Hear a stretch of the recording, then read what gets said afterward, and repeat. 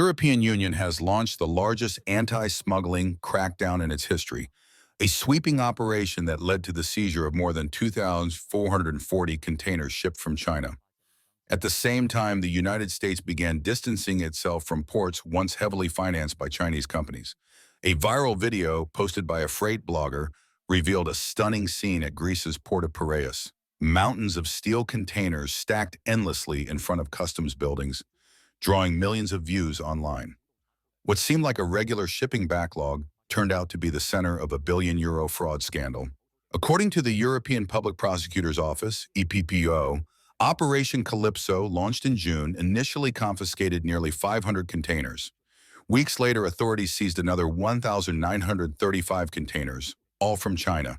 In total, 2,440 containers have now been taken, marking the largest customs seizure in EU history linked to smuggling and tax fraud. Inside those containers were electric bicycles, textiles, and footwear, all deliberately undervalued or mislabeled to dodge import duties and VAT. Inspections revealed that importers only declared about 10 to 15% of the actual quantities. Just the electric bike shipments alone may have robbed the EU of $37 million in taxes. Even more shocking, investigators found the scheme had been operating undetected for nearly 8 years, draining over $800 million from Europe's economy. Authorities say the profits were secretly funneled back to China through underground banking networks, disguising the money trail and undermining Europe's financial system. The discovery exposed massive gaps in border control, prompting urgent calls for tougher international monitoring. The port of Piraeus, Europe's busiest gateway for Chinese trade, now stands at the heart of a continental scandal, handling nearly 4,500 Chinese containers every single day. The investigation revealed that the entire import chain, from shipping to retail, was controlled by organized Chinese criminal networks.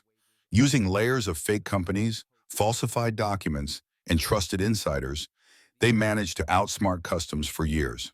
In a dramatic response, European law enforcement raided multiple facilities and charged 6 suspects, including 2 customs officers and 4 brokers accused of aiding large-scale fraud.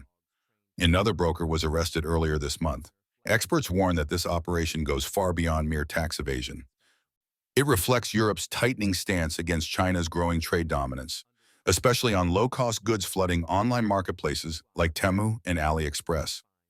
European Chief Prosecutor Laura Kövesi stated, "For too long, these criminal groups operated with impunity. Operation Calypso changes the rules. There will be no more safe havens."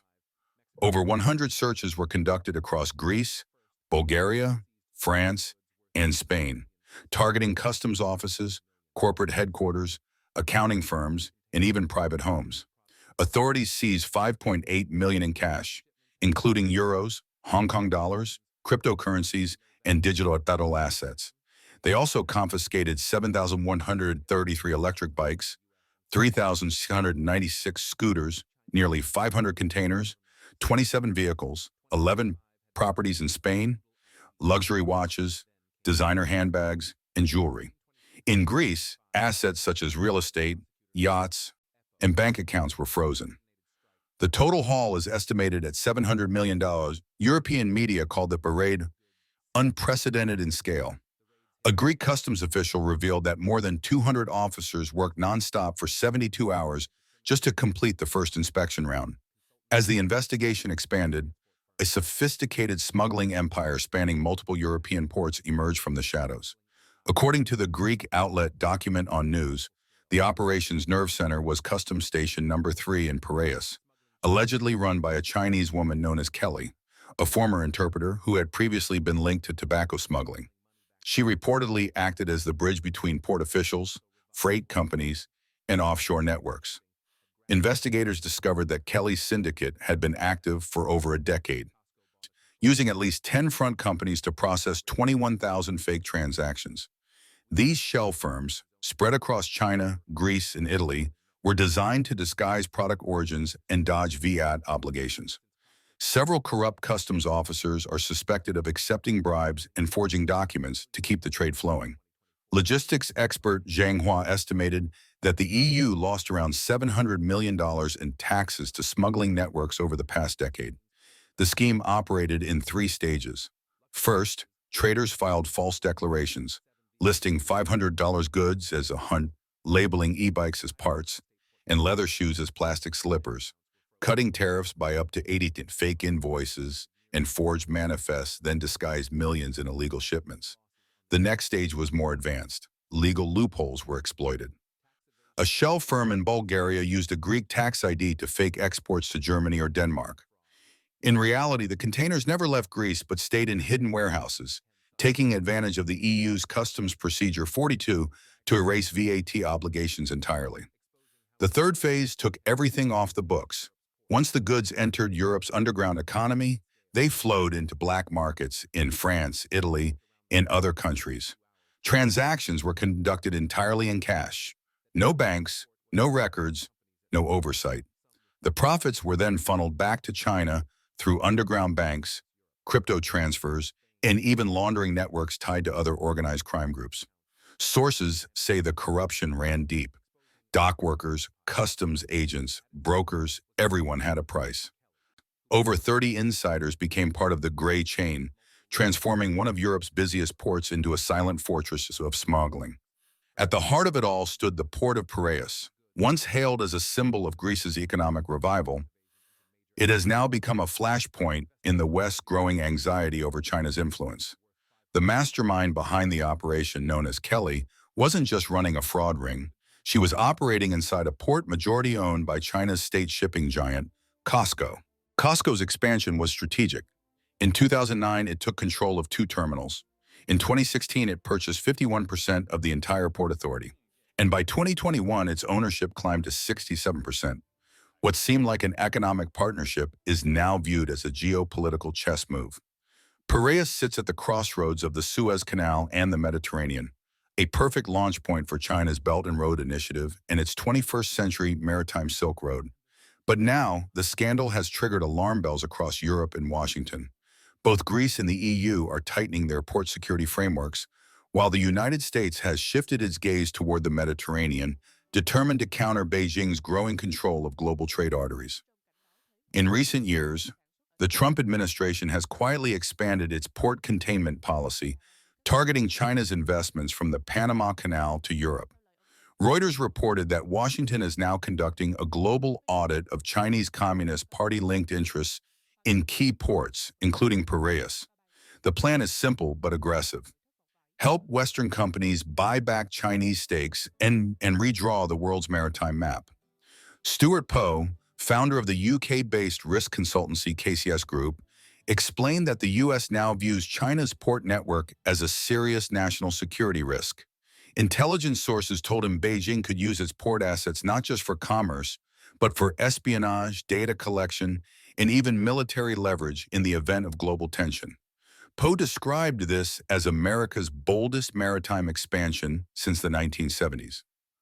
It's not just about ships anymore, he said. It's about who controls the gates of the global economy. According to a report by the Council on Foreign Relations, by August 2024, Chinese firms had investments in 129 ports worldwide, from Europe to Africa, Asia, and South America. COSCO's purchase of a 25% stake in Hamburg's Tollerort terminal in 2023 marked yet another strategic foothold in Northern Europe.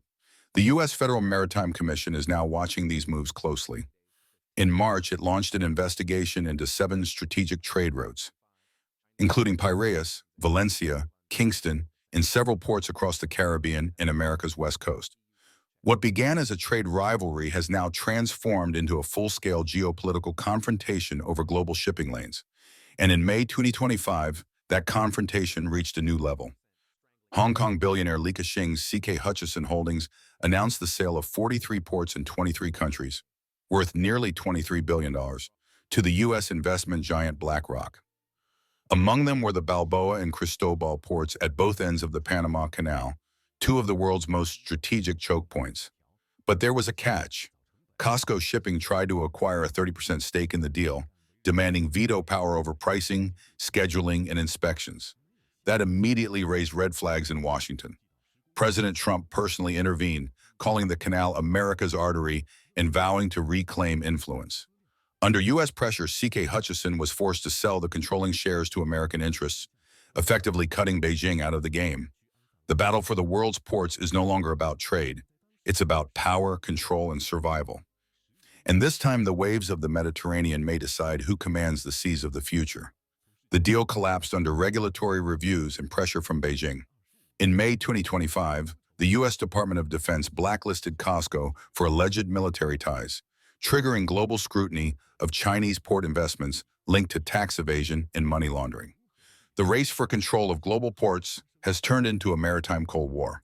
Through state giants like COSCO and China Merchants Group, Beijing now controls a vast port network, from Piraeus to Panama, Hambantota to Kingston, forming the backbone of its maritime Silk Road. A CSIS report warned that China's grip on Jamaica's Kingston port threatens global security. In response, Trump has revived America's shipbuilding industry and reflagged merchant fleets to restore U.S. dominance at sea. Starting October 2025, Chinese ships will face new U.S. maritime fees, 50 per ton, rising to 140, costing millions per port call. Analysts call it an economic blockade aimed at cutting Beijing's influence from global trade routes. This is no longer trade competition. It's a battle for control of the world's oceans.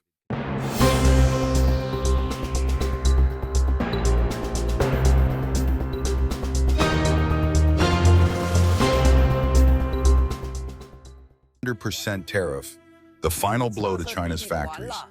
It's back again, the 100% tariff. The same familiar taste, the same bitter formula. Half a year ago, we saw this number flash across our screens. Now it's returned, fiercer than ever. When one nation imposes tariffs of over 100% on another, it's not just about trade anymore. It's economic warfare, the point of no return.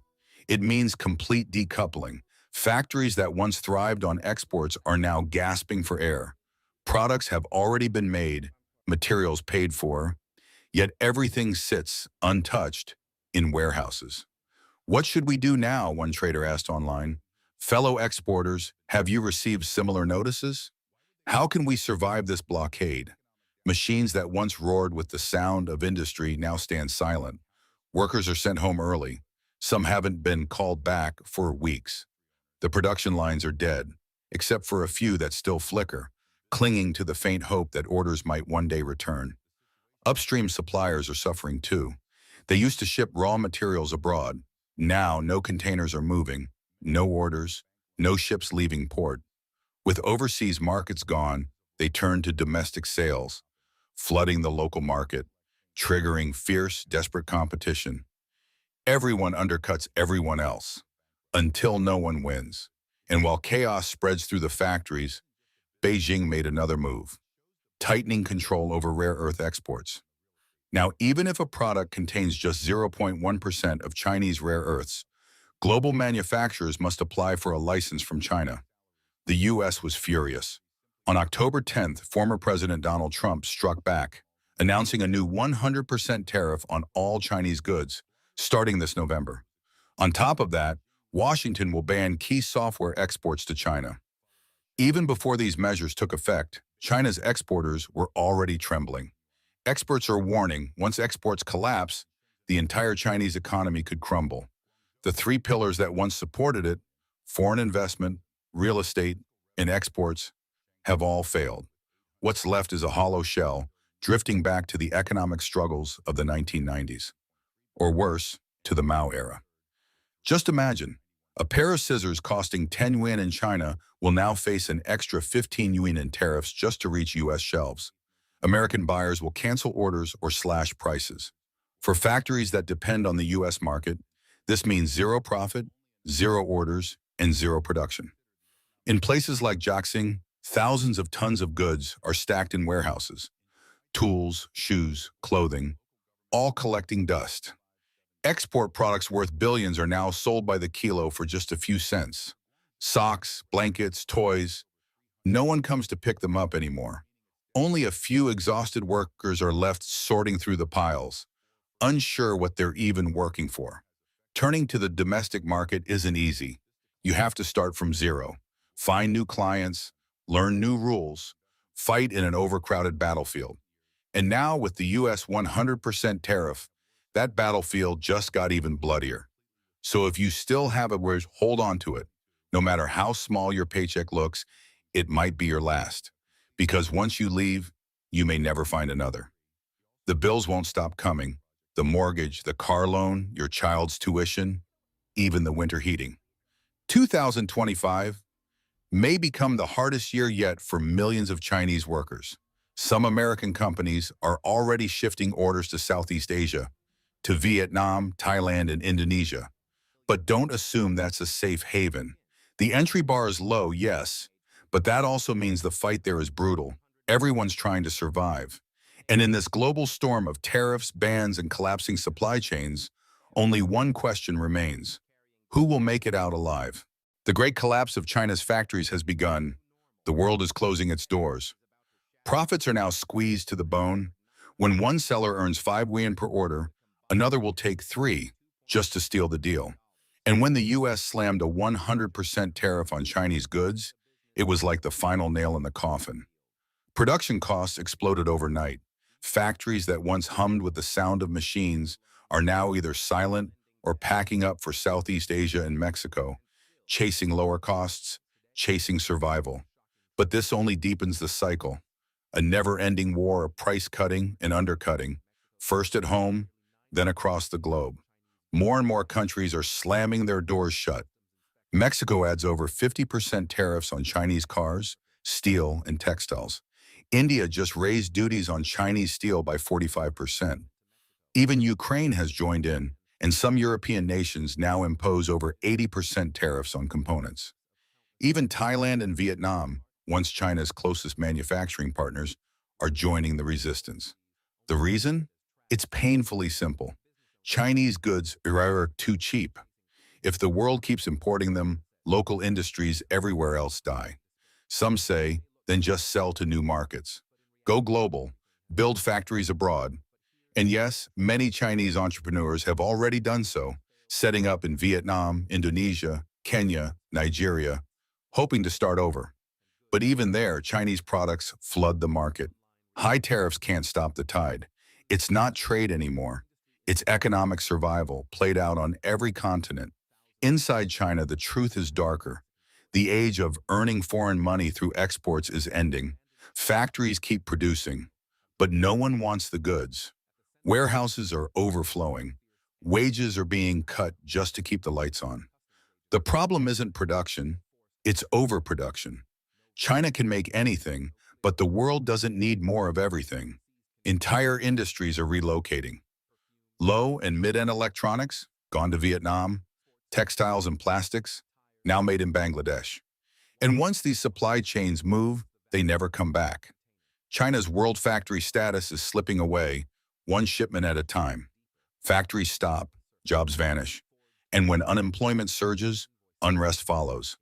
At the Canton Fair, once a proud symbol of China's trade might, the silence is deafening.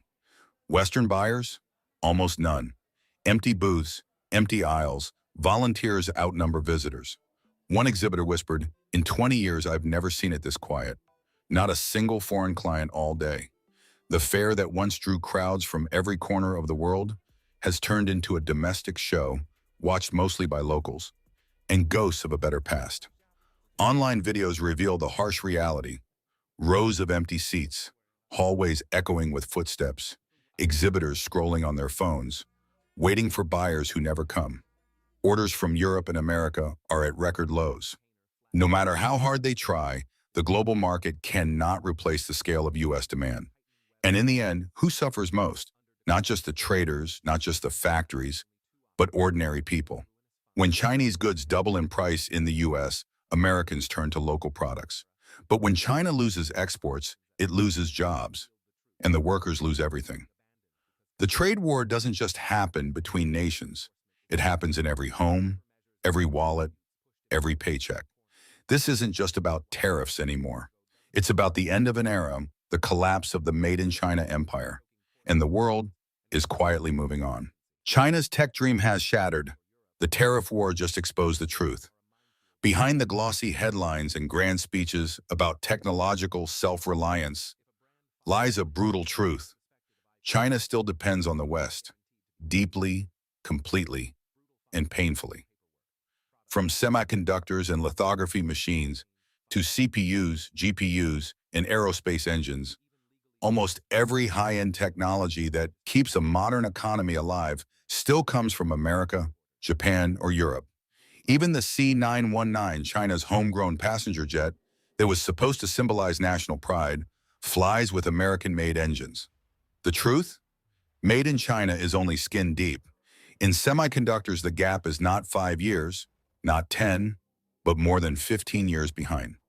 In medical devices, precision tools, special alloys, and biotech, the story is the same. An illusion of progress built on foreign foundations.